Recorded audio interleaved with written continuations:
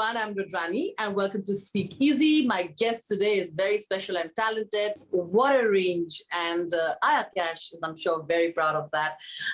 Welcome to the show, Aya. But it's true. Look at your range. Thank you. Well, thanks for having me. And, if you could just write that everywhere for me, that would be helpful. Don't tell me I can't be the first one saying that to you. Come on.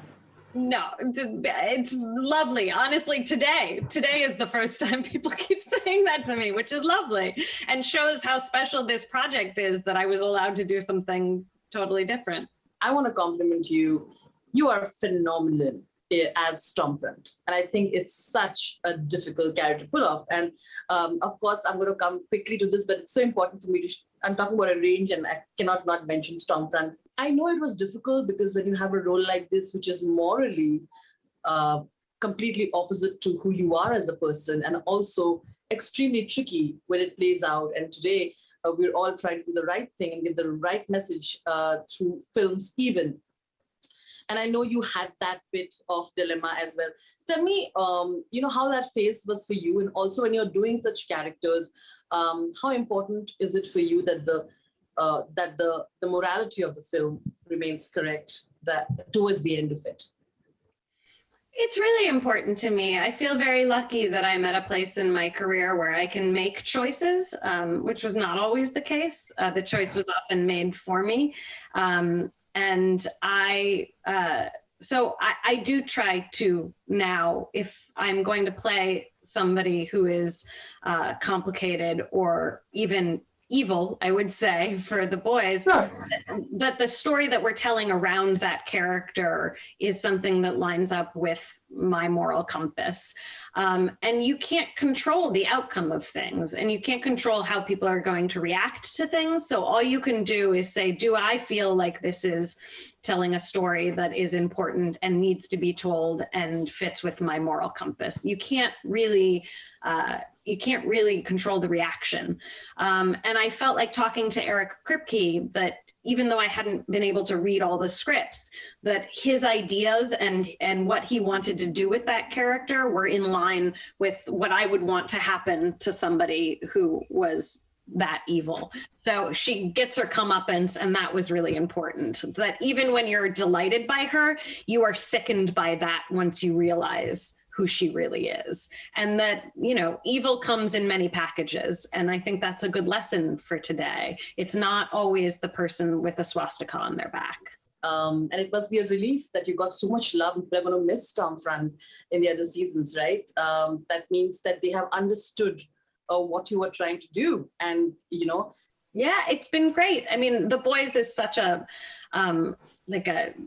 joyful experience. Like, it's a great group of people, and it was so fun to shoot. And then coming out, there's always, with every project, you sort of get nervous to have your baby in the world, and people are like, I don't like her, I do like her. And the response has been overwhelmingly positive. And the negative, there has been, of course, the normal, nonsense negative, but there's also been some interesting think pieces that made me also think about things differently. And that feels like a total gift, to be able to do something where people are writing a think piece about the character and what it's trying to say, and even having issues with it. That's the right kind of interaction with art. And that's what I'm interested in doing. Here. Now, this Girls from Painesville is something, again, extremely opposite of what you've done, right? Also tricky because this is not fiction, right? The fact that this is based on reality and on real incidents, did that play in your mind? And where did you sort of figure that out? Yeah, it's always scary to play a real person because you want to do them justice. And it really depends on the job, what the sort of brief is. And for this, I was told pretty early on that Katie Rayburn is a jumping off point. So the facts of her are real, but that I was allowed to do my own interpretation, because this is, we say it's not fiction, but it is. It's a fictionalized version of something real. So there are real people, but there are scenes in this show that happened over text that are now in person. There are fantasy sequences. We are taking the ideas behind this case and allowing more humanity in by expanding the world that we couldn't possibly know in real life, because nobody has a camera on them at all times and no one has a camera inside their brain. So I liked that we were basically given nobody said you got to do a mimic, you have to be this person exactly, and this is what we're doing. It was, this is a jumping off point and we can go from there. Sometimes you have to do, I think, you know, honestly, Elle has to do much more to bring that character to life because she's so familiar in the public. I mean, she was so front and center. So there, to look like her exactly, which I think the hair and makeup on this is phenomenal and should win all the awards. I mean, she looks exactly like Michelle Carter.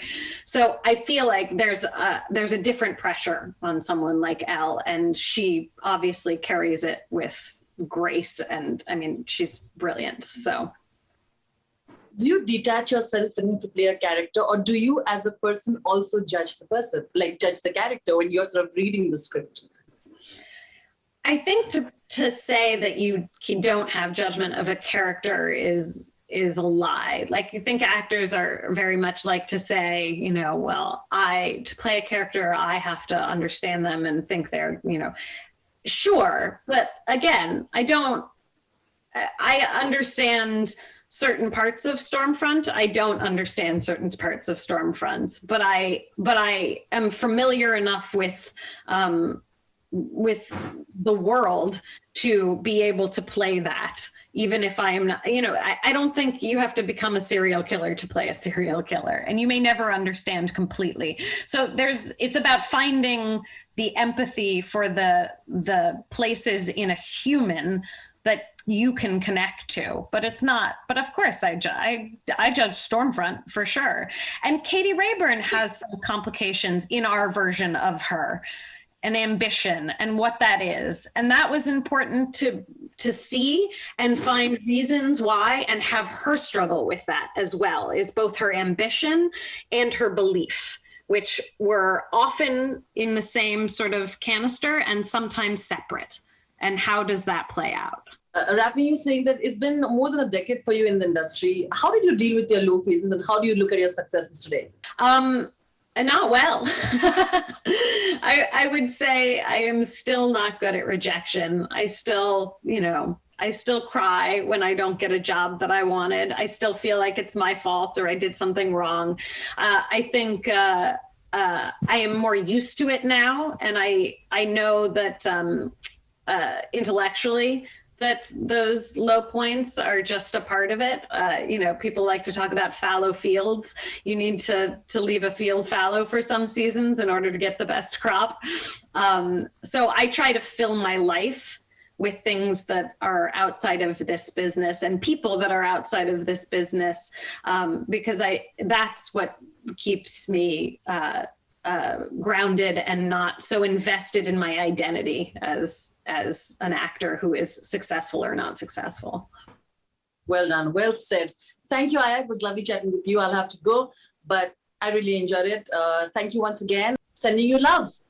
Thank you so much. Today, my guest is very talented. Her name is Kara Buono, and she's done diverse characters on screen. I'm so excited to be chatting with her. Hello, Kara. Welcome to Zoom TV. Welcome to India. Hi, so nice to meet you. I love India. I've been there, and I'm looking forward to going back someday soon. Fantastic. Have you watched any Bollywood films or any Hindi films? I went to a wedding in Mumbai, and then it was like a 3-week event that we traveled like all over the country and got to explore. Wow. And, yeah, it was really lovely. In the beginning, you've done characters that are diverse, right? But in the beginning, was it a challenge for you to sort of not be labeled and not be put in a box? How did you break that? I've always been pretty fortunate to have played a lot of, different characters. A lot of times people will say they'd never recognize me because I think if I even just have my natural color hair, people will be about this far away from me and not recognize me from, say, my work on Mad Men or Stranger Things. So I don't feel like I've had to be too worried about, being put like in a box for anything yet. Forever, not even in the beginning. It's funny. I grew up in the Bronx in New York City. I was had a very at the time, like a very heavy Bronx accent, which I love. And I was maybe typecast as like your typical like New York City or, Italian kind of character for a while. And which served me when I was on The Sopranos. But then it was so very funny because as I've transformed into other roles, people have a hard time believing that I can do that character now, which I think is kind of funny. Kara, does it get kind of tricky when you play, roles that are already inspired from real life incidents, like the one that we're doing here?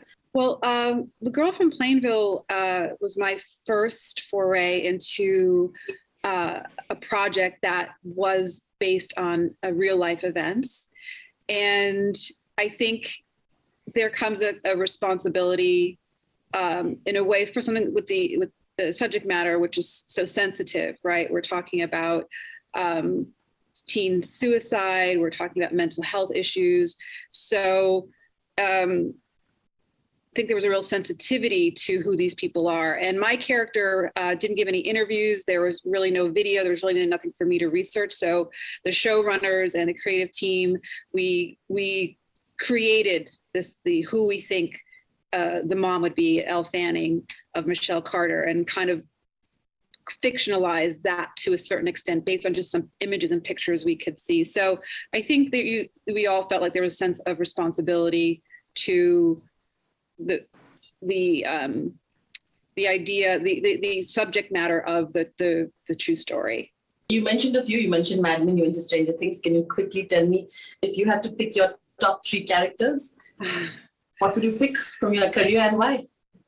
I would say I loved playing Dr. Faye Miller on Mad Men because she was such a well-rounded, really dimensional character. She was ahead of her time, a feminist in the 60s, and she really stood up to Don Draper during that time. And I loved the costumes and everything. And The Sopranos, what a amazing opportunity to have been on The Sopranos and work with David Chase and all those amazing actors. And I guess I'd have to say, I've been lucky to be on Stranger Things, which was just, I love the script, and it's just been such a joy to get to know, just to grow with all the cast and the crew. It's just been such a blessing to be part of that show. The season has blown up. I mean, yeah. Is there a particular character of any other actor that you wished you had played, and why? Oh, well, years on theater, I used to do a lot of theater, and I always wanted to play Irina in this Chekhov play called The Three Sisters. And I think I've kind of grown. I'm too old to play that role, but one of these days I'd like to do a production of that. Some of the Greek tragedies. I'm sort of fascinated by some of the complex characters. So we'll see. Wow. Yeah. All right then. Thank you so much, Kara. I think it was lovely chatting with you, and hope you come to India and you get to visit us again. Yes, I can't wait to return. It's one of my favorite places in the world, and I love Indian food too. So. Okay, great. See you. Once you come here, I'm going to take you out for having some great Indian food. I'll take you up on it.